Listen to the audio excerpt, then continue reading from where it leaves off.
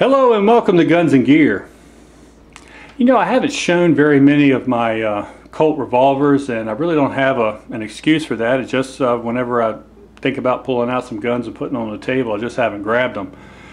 I do love my Colt revolvers. I don't have a great number of them as I do Ruger revolvers or Smith & Wesson revolvers, but I do have a fair assortment of them. And thought I would put the two on the table that I actually carry and shoot the most, and they are the smallest Colt revolvers that I have. I do have a Colt Python, and it's an absolutely wonderful, beautiful handgun, and it's an excellent revolver. I have a Colt Diamondback as well, which is a 38 special version of the Python, and I have two Colt Troopers. I have an old version, or the original version of the Colt Trooper, and I have a newer version of the Colt Trooper, and that pretty much rounds out my Colt revolver collection, other than the two sitting on the table here. Now these are two guns that I will often choose as a carry firearm, especially in the role of a pocket carry or coat pocket carry, something that may see backup service to a larger firearm. So I thought I would show these to you and talk about them a little bit. First up is the Colt Detective Special, and this is a third generation Colt Detective Special.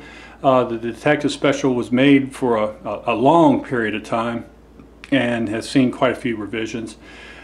This gun was manufactured in the early 80s. It's an outstanding revolver. I really love the look of the Colt Detective Special.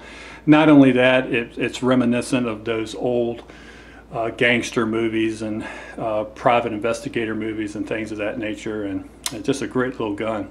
Now, I will often carry this in a pocket holster as a backup gun, as I do not carry pocket carry as my primary. But nonetheless, this little 38 Special is an outstanding shooting gun. Unlike the Smith & Wesson J frames, it does have a 6-round cylinder, and the shape of the grips, they are still very short, but they are wide, and that allows you to get a decent purchase on the handgun. Even though I have kind of large hands, and I can't get like my pinky finger up on the grips, I still feel like I have a good hold of the gun, and I like the way the gun feels in my hand.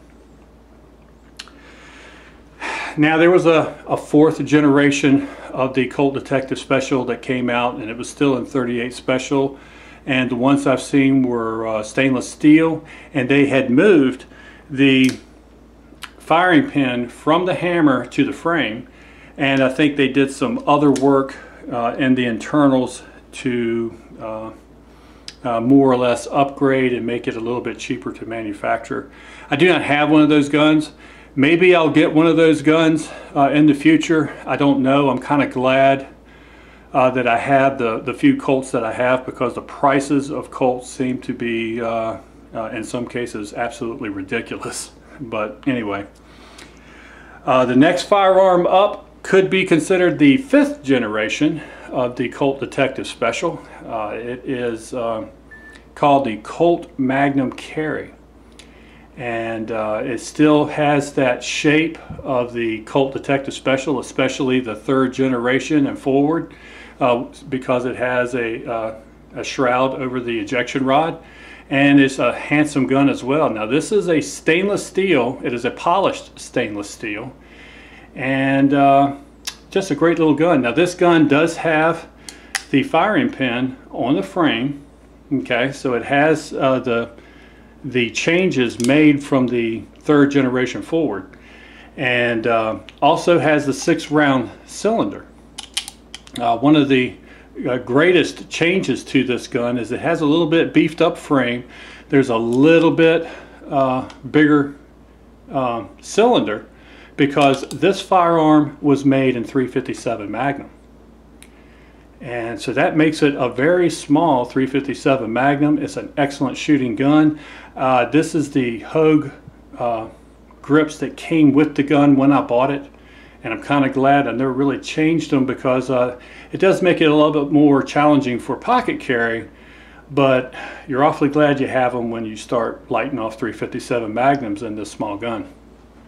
Now, from my understanding, they only made the Colt Magnum carry for 1 year, and I bought it about a year after that production. It was sitting in a gun shop and nobody had bought it, and the guy had reduced the price, and I liked it, so I picked it up one day. And I'm awfully glad I bought it way back then, because prices for these guns are absolutely ridiculous. And I would never buy one today for the prices that they're asking.